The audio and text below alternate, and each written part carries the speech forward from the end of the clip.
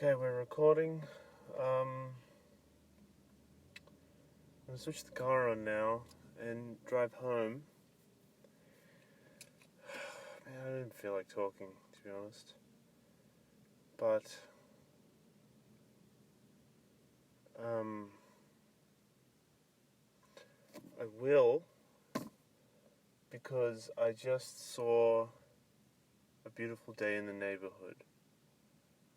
It's got Tom Hanks in it, and, I think his name is Matthew Rhys. I know his last name is Rhys. I looked it up, but I'd never seen him before. Although it turns out he's been in stuff that I have seen, so I'll keep an eye out for him.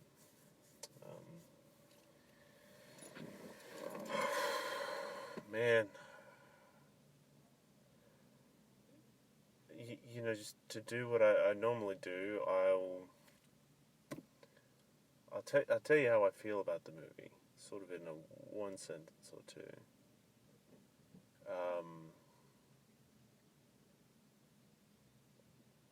This movie was powerful, man, and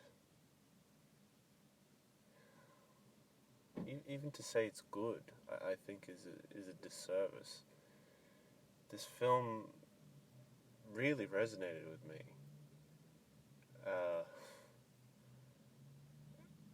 And the boundary between the screen and you was sometimes it wasn't even there. This film was great, very emotional. I think it deals with some things that are relevant to me.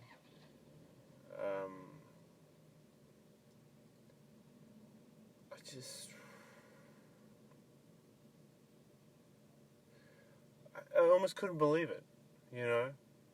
Not to say that every moment I was glued to the screen. Yeah, obviously I know it's a movie. But as a whole, as a complete piece, boy, it had an impact on me. I mean, I'll be the first to say this. I definitely cried in this movie, and that doesn't happen, like, really ever. I don't really allow myself to be vulnerable, I guess. And let a piece of art speak to me like that. Or maybe I do, but they just don't. But this one, it did. It was all about. So it's based on an article written by a journalist from Esquire. I think in the film. The film is, the main guy, Lloyd, he's a journalist for Esquire, but I think it's obviously, they changed the names, they fictionalize it. And it's his interaction with Mr. Rogers, who, as an Australian and as somebody who was born in, the early to mid-90s, I think, through pop culture I was aware of Mr. Rogers, abstractly, but I didn't really know who he was, or what kind of a person he was, or what he represented, or anything like that. And Mr. Rogers is played by Tom Hanks, who, I've been having some mixed feelings about lately. Because I watched a video of, a bunch of celebrities talking about Harvey Weinstein. And, he was in that supercut. You gonna park right there, dude? Alright, fair enough. I probably would have parked there too. And they asked him about it, and his answer was long and drawn out, and he said a lot, but he didn't say much, kind of complicit, maybe. I don't know, it just left a bad taste in my mouth. And then the Gervais Golden Globes roast. It cuts to a shot of him just unimpressed, which is like, I mean, you would be. But it sort of it put me off Hanks for a bit. But in this role, God, it just shows how good of an actor this guy is. He embodies Rogers. And it's not just physicality, he's not just different hair color and glasses and costuming. It's in his voice, he changes his voice and he just oozes this, permeates this kindness, which I suppose is what Rogers was all about. But, as the film unfolds, you get a real insight into what kind of a person this is. And I suppose, because in the end of the film, when he writes the piece about Rogers, I think his wife remarks that it's not really about him necessarily. It's about the author. And in a way, I think this film is kind of like that too. I mean, it's a character study of Rogers through the lens of this journalist. So you really get a sense of both men, and I guess they're foils for one another. But Rogers, Lloyd, the journalist, he calls him a saint at one point throughout the film, like a living saint. And while his wife doesn't necessarily like that term, I mean, I guess that's sort of how you're positioned to feel. He is. She doesn't like it because it's unattainable. And they talk a lot about how he tries to keep himself in check. And I think you feel that. I mean, it's not obnoxious. There's no scene where, he's talking to someone and he just gets frustrated and gets pushed. I mean, maybe a little bit, but it's so subtle, but you're cognizant of it. You know what's happening. And that's all Hanks. And of course the script. I mean, the script is quite good. It's very well constructed and really well written, These people feel real. And, not only the words that they're saying feel real, but it's just how they move in space and how they act. It's such a real thing, It's all about Lloyd's, his whole persona, himself. It's a indictment of Lloyd, and a sort of a reconstitution of Lloyd into this better person, and fixing his broken relationship with his father, and his embracing of new fatherhood because he has a young son, and his relationship with his wife. All of it's terrific stuff.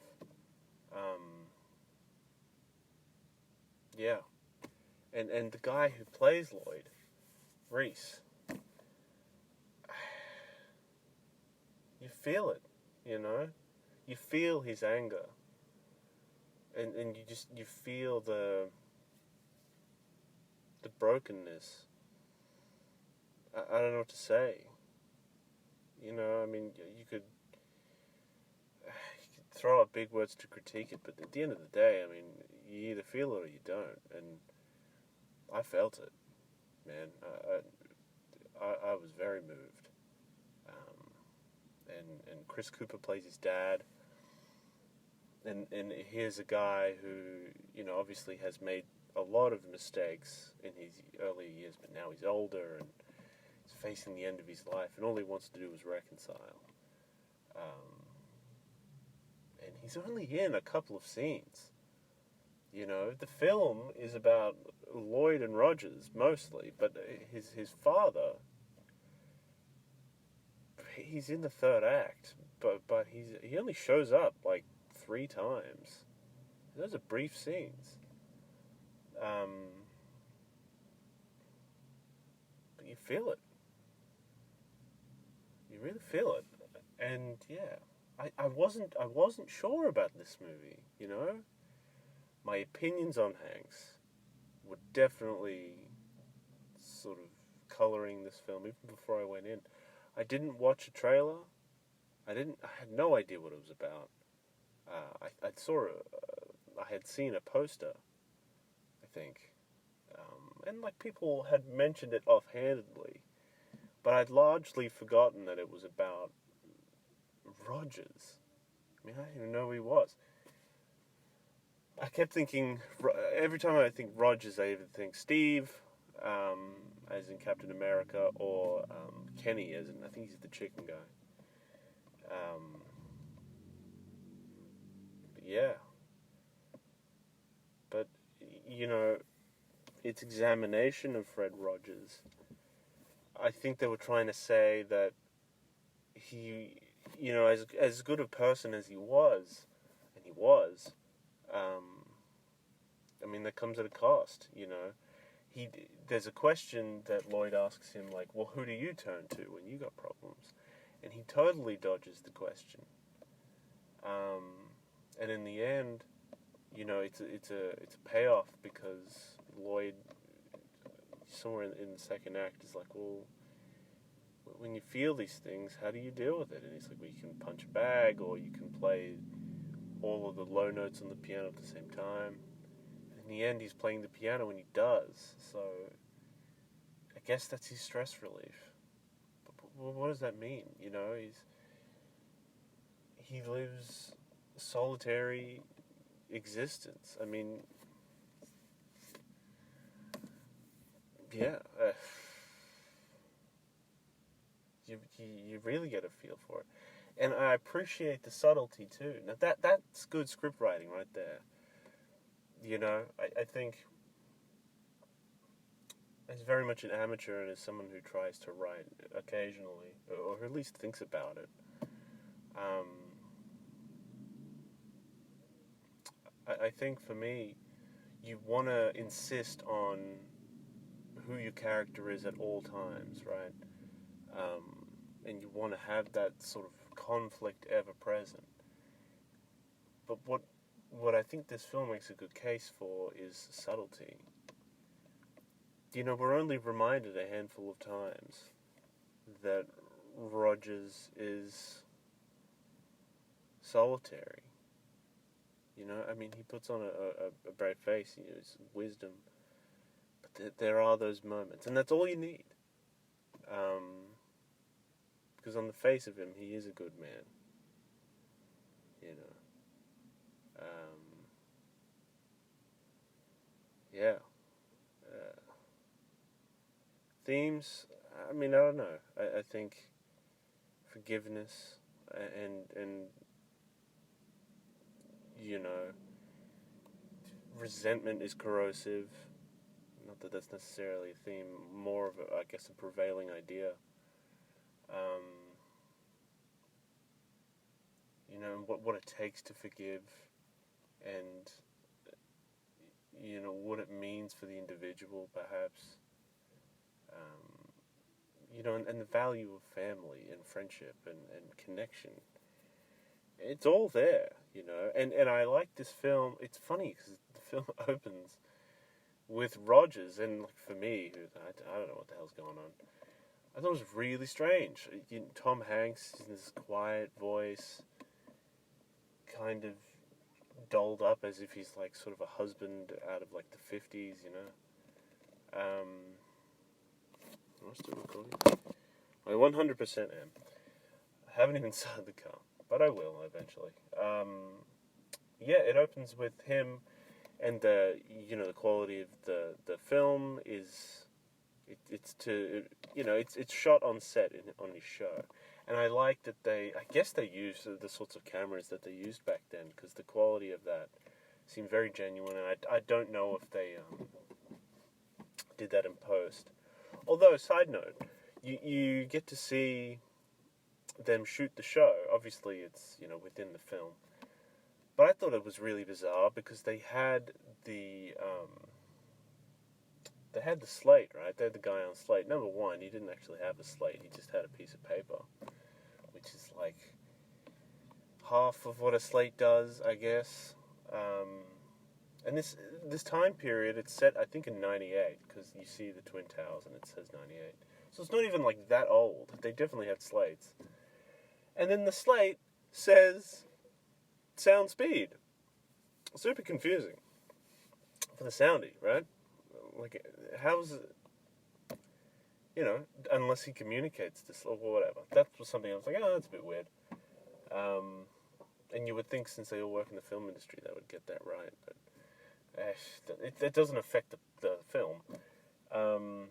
But yeah, so the film opens, and it's just kind of bizarre, and it's some of the film is framed through the lens of his show. Contextualizing, I guess, doing what the function of the show was, at least from what I can gather from this film when they talk about it, that they're,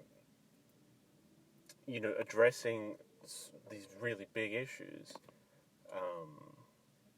forgiveness, like self-anger and resentment and death, and they're contextualizing it through the lens of this show, sort of making it as if communicating it for children. And it's very effective, and it gets to you. And there's a great scene where Lloyd's, I guess, having a mental breakdown, and it's one of those sort of classic, sort of mind-bending reality thing where he's a part of the show and he's like a puppet, sort of, and it's those sorts of scenes happen, and I liked this one. I thought it was sad and moving and and kind of funny. Yeah. This film makes you want to be a journalist, I guess. The discovery of people. At least that's sort of how it made me feel.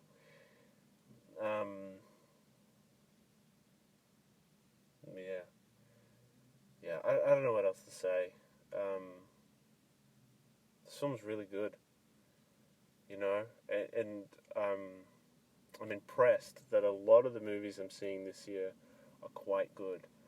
I've seen more good films than bad, which is not always the case for me. Usually I come down pretty harsh on movies, but this one was pretty solid. I don't know if it's a date movie necessarily, because I was going to see either this or The Grudge. I don't want to watch The Grudge. I think there is an element of fear there. I mean, I'm sort of becoming lukewarm to horror as a genre, because I can appreciate what it does, but I don't like jump scares, and I feel like that's sort of what the movie's going to mostly be. And I'm sure there's a plot, but I watched the trailer and this seems sort of bog standard, and I don't understand why they're making it again. They've made so many already. I guess it's sort of an evergreen, what is it? Concept? Yeah. And horror's cheap, and it's safe. They'll make the money back at the very least, or I'm sure they'll make a profit. But with this one, solid, and I don't have the names of the people who made it in front of me. I don't know who directed this. I know it's a woman. I think her name is Michelle or Marianne, something with M. But watch out for them, and also the scriptwriters as well. This film, I really thought.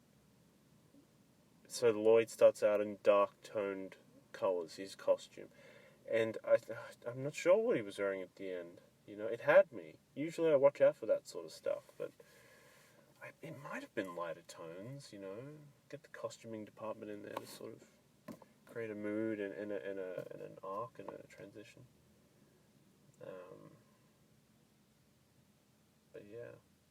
scenes with his dad, they really struck me. Even though my relationship with my dad, it's nothing like it, but I think we can all sort of relate to that, being let down by the people we love, and having to come to terms with that, and having to forgive them, and the difficulty in that. And I think that's what's at the center of this film. And Rogers acts as a, I don't know, lightning rod, barometer, whatever you want to call it. He's the good angel on your shoulder, and the thing to aspire to. I mean, he's Superman, basically. He's the ideal. And Lloyd's just a guy, and it's all about his journey, and you believe it. Yeah. Because he's not, I think he always had the potential to be a good man, and I think he was. But you know what I mean? It's not corny about it. He's not chipper, or what have you. He's just turned a new leaf, turned a corner. In the film, Rogers, I think, is having an interview with Oprah, and they splice it in well, the Hanks footage with the old Oprah stuff. Because they're doing singles back and forth, which is like, yeah, I'm sure you could do that. But then they get a bit bold, and then they, I guess, rotoscope Hanks in, because it's a mid from behind Oprah, so you see her back, and in the left of frame is Hanks. So that's well done. But in that interview, he's like, well, when you have kids, you have a new opportunity to grow. And that's exactly what Lloyd does. But yeah, again, like I was saying before, it's subtlety, I think the realism comes from the subtlety. But it's meaningful, if that makes any sense. I'm going to stop talking about this now. But see this movie. It's solid.